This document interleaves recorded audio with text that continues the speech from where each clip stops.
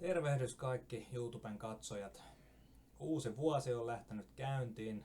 On uusi vuosi ja uudet kujeet, niin kuin sanotaan, ja uusi tukkatyyli ja paljon uusia asioita.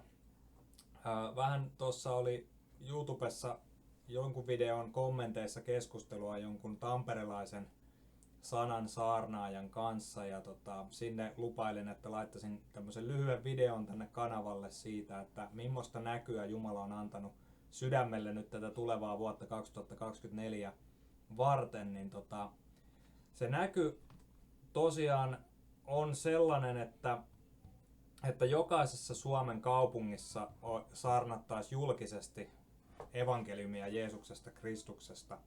Eli tämä on niinku sellainen asia, minkä Jumala on laittanut sydämelle tässä evankeliumin saarnaamisessa tässä YouTube-kanavassakin, niin tässä ei ole niinku kysymys minusta. Ja mä en niinku, se minkä mä teen, niin sen voi kuka tahansa niinku hengellä täyttynyt, uudesti syntynyt uskova voi tehdä. Ja kysymys on siitä, että päästäisiin yhdessä tekemään, yhdessä menemään, yhdessä saarnaamaan ja saataisiin innostettua ja niin kuin rohkaistua uskovia olemaan rohkeita evankeliumin kertomisessa ja olemaan rohkeita siinä kadulle menemisessä ja saarnaamisessa ja päästäisiin niin kuin suurin joukoin ja silleen niin kuin säännöllisesti tuonne kadulle saarnaamaan. Me tarvitaan tämän ajan Suomessa. Me tarvitaan evankeliumia, me tarvitaan sanan julkista saarnaamista, meillä on ihmeelliset lait, meillä on uskonnonvapauslaki ja meillä on sananvapauslaki, mitä meidän kannattaa hyödyntää täällä näin, että päästään tuonne kadulle kertomaan evankeliumia ihmisille, siihen haluaisinkin nyt rohkaista ja kutsua niin kuin jokaista teitä katsojista. Siellä on 10 tilaajaakin tällä kanavalla, niin jos olet tilaajana tässä kanavalla, niin laita jotain kommenttia tuonne videoihin ja niin kun ajatus on se, että jos laitatte kommenttia tuonne videoon, niin voidaan sitä kautta sitten keskustella, että miten saadaan yhteys toisiimme ja voidaan katsoa vähän kalentereita tälle vuodelle, että milloin päästäisiin niin kun yhdessä menemään ja yhdessä saarnaamaan sellaisella niin kun, pienellä kokemuksella, mitä niin kuin itsekin on saanut tästä evankeliumin julkisesta saarnaamisesta, niin pystyn niin kuin auttamaan ja tukemaan siinä alussa.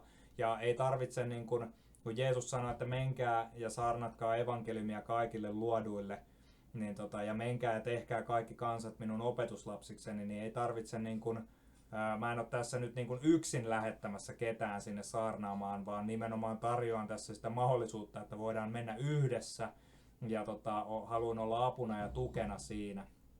Ja jos sinulla niin kun on sydämessä se palo niin kun Herran puoleen ja se evankeliumin tuli palaa siellä sydämestä, haluat kertoa uskostas muille, niin laita kommenttia, ota yhteyttä, niin sovitaan, että miten voitaisiin tavata ja millä aikataululla päästäisiin yhdessä menemään ja tekemään, mutta kyllä meidän Herra on sen arvoinen, että hänestä tuolla ihan jokaisessa Suomenkin kaupungissa ihan jokaisena päivänä saarnattaisiin tuolla.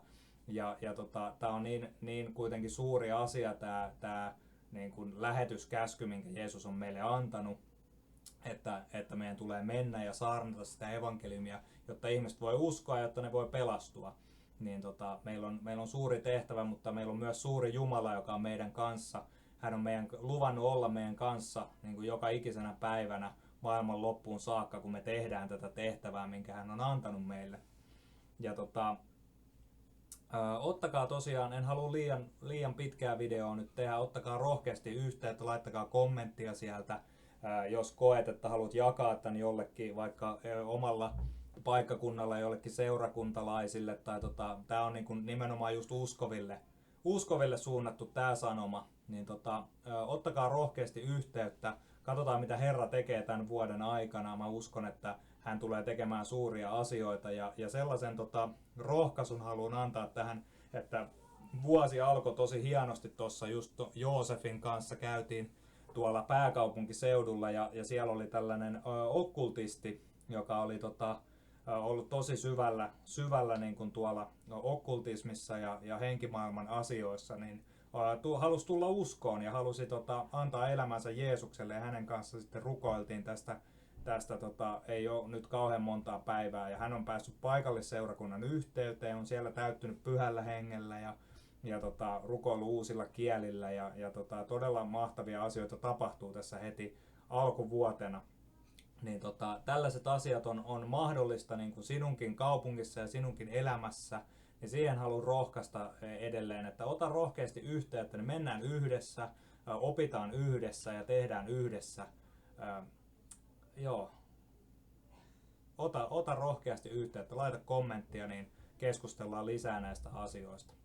Nyt haluan toivottaa siunausta jokaisen katsojan elämään Jeesuksen Kristuksen nimessä ja ollaan kuulolla ja katsotaan mitä tämä vuosi tuo tullessaan. No niin, moikka moi!